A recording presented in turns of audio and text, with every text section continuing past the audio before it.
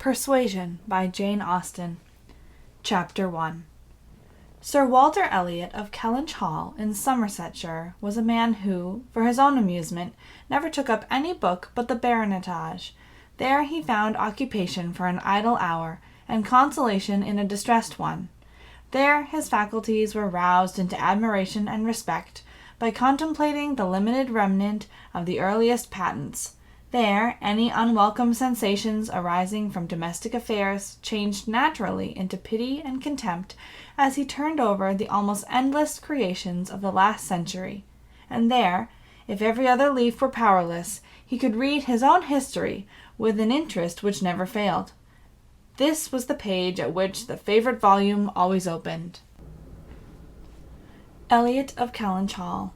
Sir Walter Elliot, born March 1st, 1760, married July 15th, 1784, Elizabeth, daughter of James Stevenson, Esquire, of South Park, in the county of Gloucester, by which lady, who died 1800, he had issue Elizabeth, born June 1st, 1785, Anne, born August 9th, 1787, a stillborn son, November 5th, 1789, Mary, born November 20th, 1791. Precisely such had the paragraph originally stood from the printer's hands, but Sir Walter had improved it by adding, for the information of himself and his family, these words after the date of Mary's birth. Married, December 16th, 1810, Charles, son and heir of Charles Musgrove, Esquire, of Uppercross, in the county of Somerset, and by inserting most accurately the day of the month on which he had lost his wife.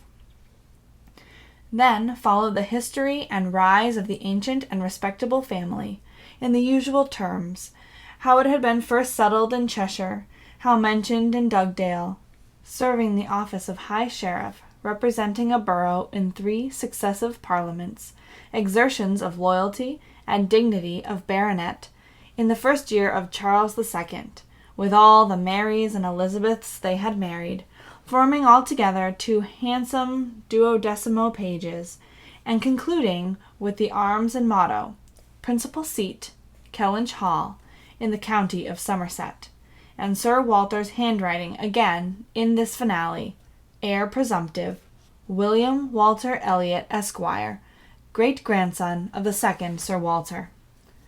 Vanity was the beginning and the end of Sir Walter Elliot's character, vanity of person and of situation. He had been remarkably handsome in his youth, and, at 54, was still a very fine man. Few women could think more of their personal appearance than he did, nor could the valet of any new-made lord be more delighted with the place he held in society. He considered the blessing of beauty as inferior only to the blessing of a baronetcy, and the Sir Walter Elliot, who united these gifts, was the constant object of his warmest respect and devotion. His good looks and his rank had one fair claim on his attachment, since to them he must have owed a wife of very superior character to anything deserved by his own. Lady Elliot had been an excellent woman, sensible and amiable, whose judgment and conduct, if they might be pardoned the youthful infatuation which made her Lady Elliot, had never required indulgence afterwards. She had humored, or softened, or concealed his failings, and promoted his real respectability for 17 years, and though not the very happiest being in the world herself, had found enough in her duties, her friends, and her children to attach her to life, and make it no matter of indifference to her when she was called on to quit them. 3 girls, the 2 eldest, 16 and 14, was an awful legacy for a mother to bequeath, an awful charge, rather, to confide to the authority and guidance of a conceited, silly father. She had, however, one very intimate friend, a sensible, deserving woman, who had been brought, by strong attachment to herself, to settle close by her in the village of Kellynch, and on her kindness and advice Lady Elliot mainly relied for the best help and maintenance of the good principles and instruction which she had been anxiously giving her daughters. This friend and Sir Walter did not marry, whatever might have been anticipated on that head by their acquaintance. 13 years had passed away since Lady Elliot's death, and there were still near neighbours and intimate friends, and one remained a widower, the other a widow. That Lady Russell, of steady age and character, and extremely well provided for, should have no thought of a second marriage, needs no apology to the public, which is rather apt to be unreasonably discontented when a woman does marry again than when she does not. But Sir Walter's continuing in singleness requires explanation. Be it known, then, that Sir Walter, like a good father, having met with one or two private disappointments and very unreasonable applications, prided himself on remaining single for his dear daughter's sake. For one daughter, his eldest, he would really have given up anything, which he was not very much tempted to do. Elizabeth had succeeded, at 16, to all that was possible of her mother's rights and consequence, and being very handsome, and very like himself, her influence had always been great, and they had gone on together most happily. His two other children were of very inferior value. Mary had acquired a little artificial importance by becoming Mrs. Charles Musgrove, but Anne, with an elegance of mind and sweetness of character, which must have placed her high with any people of real understanding, was nobody with either father or sister. Her word had no weight. Her convenience was always to give way. She was only Anne. To Lady Russell, indeed, she was a most dear and highly valued goddaughter, favourite, and friend. Lady Russell loved them all, but it was only in Anne that she could fancy the mother to revive again. A few years before, Anne Elliot had been a very pretty girl, but her bloom had vanished early, and as even in its height her father had found little to admire in her, so totally different were her delicate features and mild dark eyes from his own, there could be nothing in them, now that she was so faded and thin, to excite his esteem. He had never indulged much hope, he had now none, of ever reading her name in any other page of his favourite work. All equality of alliance must rest with Elizabeth, for Mary had merely connected herself with an old country family of respectability and large fortune, and had therefore given all the honour, and received none. Elizabeth would, one day or other, marry suitably. It sometimes happens that a woman is handsomer at 29 than she was 10 years before, and, generally speaking, if there has been neither ill health nor anxiety, it is a time of life at which scarcely any charm is lost. It was so with Elizabeth, still the same handsome Miss Elliot that she had begun to be 13 years ago, and Sir Walter might be excused, therefore, in forgetting her age, or, at least, be deemed only half a fool for thinking himself and Elizabeth as blooming as ever, amidst the wreck of the good looks of everybody else, for he could plainly see how old the rest of his family and acquaintance were growing. Anne, haggard, Mary, coarse, every face in the neighbourhood worsting, and the rapid increase of the crow's foot about Lady Russell's temples had long been a distress to him.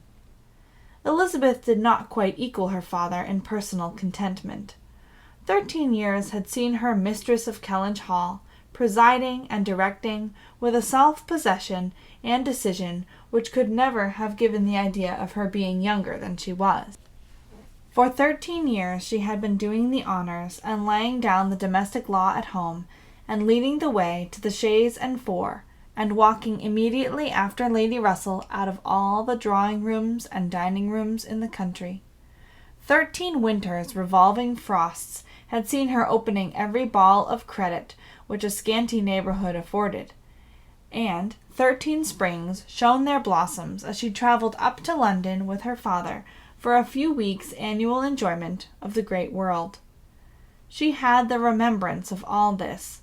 She had the consciousness of being 29 to give her some regrets and some apprehensions. She was fully satisfied of being still quite as handsome as ever, but she felt her approach to the years of danger, and would have rejoiced to be certain of being properly solicited by baronet blood within the next 12 months or two. Then she might again take up the book of books with as much enjoyment as in her early youth, but now she liked it not. Always to be presented with the date of her own birth, and see no marriage follow but that of a youngest sister, made the book an evil, and more than once, when her father had left it open on the table near her, she had closed it with averted eyes and pushed it away. She had had a disappointment, moreover, which that book, and especially the history of her own family, must ever present the remembrance of. The heir presumptive, the very William Walter Elliot, Esquire, whose rights had been so generously supported by her father, had disappointed her. She had, while a very young girl, as soon as she had known him to be, in the event of her having no brother, the future baronet, meant to marry him, and her father had always meant that she should. He had not been known to them as a boy, but soon after Lady Elliot's death Sir Walter had sought the acquaintance, and through his overtures had not been met with any warmth. He had persevered in seeking it, making allowance for the modest drawing back of youth, and in one of their spring excursions to London, when Elizabeth was in her first bloom, Mr. Elliot had been forced into the introduction. He was at that time a very young man, just engaged in the study of law, and Elizabeth found him extremely agreeable, and every plan in his favor was confirmed. He was invited to Kellynch Hall, he was talked of and expected all the rest of the year, but he never came. The following spring he was seen in town, found equally agreeable, again encouraged, invited, and expected, and again he did not come. And the next tidings were that he was married. Instead of pushing his fortune in the line marked out for the heir of the house of Elliot, he had purchased independence by uniting himself to a rich woman of inferior birth. Sir Walter had resented it. As the head of the house, he felt that he ought to have been consulted, especially after taking the young man so publicly by the hand. For they must have been seen together, he observed, once at Tattersall's, and twice in the lobby of the House of Commons. His disapprobation was expressed, but apparently very little regarded. Mr. Elliot had attempted no apology, and shown himself as unsolicitous of being longer noticed by the family. As Sir Walter considered him unworthy of it, all acquaintance between them had ceased. This very awkward history of Mr. Elliot was still, after an interval of several years, felt with anger by Elizabeth, who had liked the man for himself, and still more for being her father's heir, and whose strong family pride could see only in him a proper match for Sir Walter Elliot's eldest daughter. There was not a baronet from A to Z whom her feelings could have so willingly acknowledged as an equal. Yet so miserably had he conducted himself, that though she was at this present time, in the summer of 1814, wearing black ribbons for his wife, she could not admit him to be worth thinking of again. The disgrace of his first marriage might, perhaps, as there was no reason to suppose it perpetuated by offspring, have been got over, had he not done worse, but he had, as by the customary intervention of kind friends they had been informed, spoken most disrespectfully of them all, most slightingly and contemptuously of the very blood he belonged to, and the honors which hereafter were to be his own. This could not be pardoned. Such were Elizabeth Elliot's sentiments and sensations, such the cares to alloy, the agitations to vary, the sameness and the elegance, the prosperity and the nothingness of her scene of life, such the feelings to give interest to a long, uneventful residence in one country circle, to fill the vacancies which there were no habits of utility abroad, no talents or accomplishments for home, to occupy. But now another occupation and solicitude of mind was beginning to be added to these. Her father was growing distressed for money.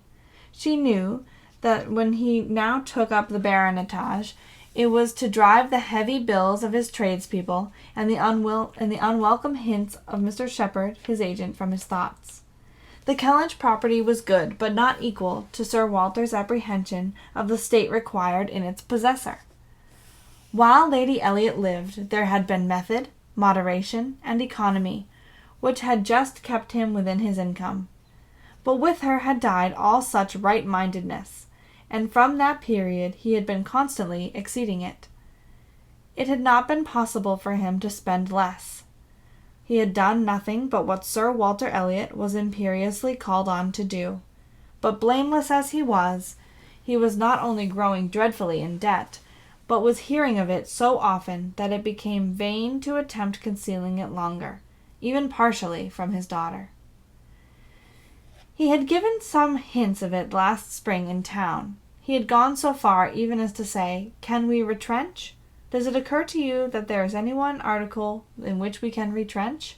And Elizabeth, to do her justice, had, in the first ardor of female alarm, set seriously to think what could be done, and had finally proposed these two branches of economy: to cut off some unnecessary charities, and to refrain from new furnishing the drawing-room, to which expedients she afterwards added the happy thought of their taking no present down to Anne, as had been their usual yearly custom. But these measures, however good in themselves, were insufficient for the real extent of the evil, the whole of which Sir Walter found himself obliged to confess as to her soon afterwards. Elizabeth had nothing to propose of deeper efficacy.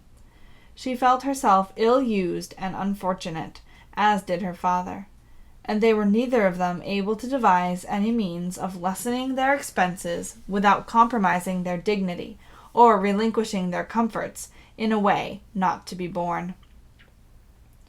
There was only a small part of his estate that Sir Walter could dispose of, but had every acre been alienable, it would have made no difference. He had condescended to mortgage as far as he had the power, but he would never condescend to sell. No, he would never disgrace the name so far. The Kellynch estate should be transmitted whole and entire as he received it. Their two confidential friends, Mr. Shepherd, who had lived in the neighboring market town, and Lady Russell, were called to advise them, and both father and daughter seemed to expect that something should be struck out by one or the other to remove their embarrassments and reduce their expenditure, without involving the loss of any indulgence of taste or pride.